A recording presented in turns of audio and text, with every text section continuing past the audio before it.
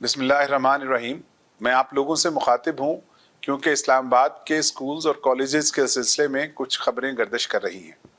मैं आपको ये बताना चाहता हूँ कि इस्लामाबाद में सिक्योरिटी और अमन अमा के जो हालात हैं वो इस वक्त काबू में हैं। हम बारहा हमारे सोशल मीडिया अकाउंट्स के ज़रिए, वेबसाइट के ज़रिए आपसे मुंसलिक रहते हैं और आपको बताते रहते हैं कि अगर किसी किस्म की कोई एहतियाती तदाबीर इख्तियार करनी हो तो उसमें आपकी मदद हासिल रहे। इस सिलसिले में मज़ीद अपडेट्स के लिए आप हमारे सोशल मीडिया अकाउंट से और हमारे जो अखबारात से ज़रिए जो हम बात बताते हैं उनसे राब्ते में रहिए।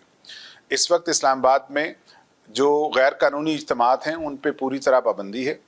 कुछ लोग जो यहाँ पे इस किस्म की किसी भी गैर कानूनी इज्तिमा की कोशिश करते हैं, हम उन्हें मुतला करते रहते हैं कि मुल्की हालात के पेश नज़र या किसी पेशगी इतला की वजह से ऐसा करना नुकसानदेह हो सकता है।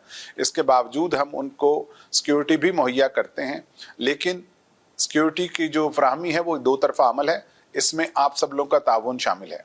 इस वक्त हालात ऐसे नहीं हैं कि आप किसी भी खौफ की वजह से अपने स्कूल्स या कॉलेजेस या मामूलात ज़िंदगी में कोई तब्दीली लाएं।